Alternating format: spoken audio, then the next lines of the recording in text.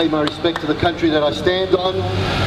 All power to all of you for coming here and gathering and continuing on what you do all across the country. I won't say much because all has been said, but what I will say is I spend most of my time working in suicide prevention, and in the last 6 months alone we buried an 11-year-old, a 12-year-old, a 13-year-old, a 14-year-old, a 15-year-old, a 16-year-old, a 17-year-old, an 18-year-old. And I say that because these people, these children, should have gone on to much more in life, to much more. And why they die so young at the world's highest rates goes back to one reason alone, to what Les said, to the crime of having been born Aboriginal on their country. In the end, it is racialised, it is racism. You can talk all the bullshit in the world of substance abuse, of alcohol abuse. That is a relief from the tumult, the dark places that we pummel them into. 7% of the Kimberley is homeless. Outside natural disasters and civil strife, that is one of the world's highest homelessness rates. 7%. Of that 7%, 100% are the first peoples of the Kimberley. What I've described in the Kimberley is also the far north Queensland, and to various degrees right across this whole continent.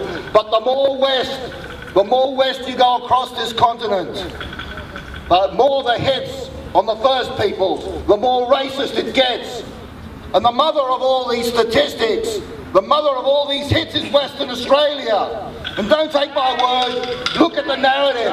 The highest arrest rates, the highest jailing rates, the highest homeless rates, extreme poverty, Western Australia. 1 in 13 of all Aboriginal and Torres Strait Islander males in Western Australia is in prison today.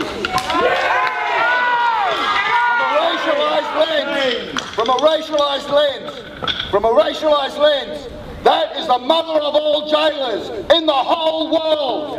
8%. The police who often come to me through their police union for help to campaign, for instance with the custody notification service. In the 1 year they issued 10,000 move-on notices to first peoples in this state. In the 1 year in 2013, 10,000 move-on notices, and there are less than 80,000 first peoples in this state. Well, there is the right to conscientious objection. There is the right to conscientious objection. I do sit on government boards, but I am who I am at the coalface, also at that engagement at the government level, because who you must be is 24/7, not part of the time. The language that we speak at the coalface must be spoken at all levels. Unity is about those who compromise the truth to come across to the premises of those who will never compromise them.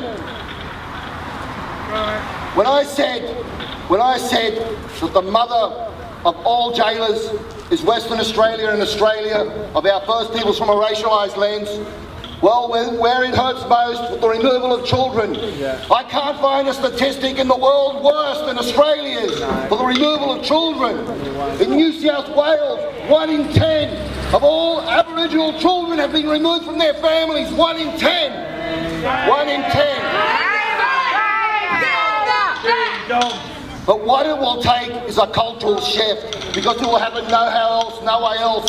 We do need to get the information out right across the country. We do need to keep on coming together. We do need to set aside the small divisions and come together at the big picture. Come together on the big message. Come together in numbers. That's right. The homelands, tens of thousands have had this government now backpedaling. We're not there. That journey isn't over. This government now, by stealth, by that dirty word of consultation, that tricky word, wants to consult about which communities will stay open and which will not. It's a con! Consultation means communities will close. Where in the world do you get any community raised? Do you get any community shut down? Only in Australia. Doesn't happen anywhere else. Doesn't happen anywhere else. even if there is natural attrition and people migrate, people want to leave. Waves of migrants came to this country, as they have all over the world, and their villages and towns may not be what they were once, in numbers or in services, but their houses are there, and their heritage is there, for their grandchildren, their great-grandchildren, their great-great-grandchildren to go back to. And yet we want to deny this in the 12th largest economy on the planet, second wealthiest nation on the planet. We want to deny to people to go back to their country.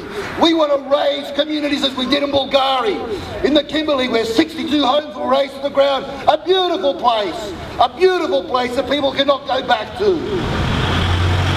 There's always more that we can say, but what we must do is take what we were saying here to many, many more elsewhere and keep on coming in numbers and keep on chasing down the justice. Because, as Les said, this is a pressing issue. This is the issue of our times. The suicides, the child removals, the land grabs, the monetisation of the land so the land can become vulnerable and be lost for perpetuity. The right! Much respect to all of you, much love. And though often I sound like a pessimist, I'll fight the good fight to the end of days. And our days under the sun, however many they are, do not fear what can be done to you. Do not fear persecution. Fight fearlessly.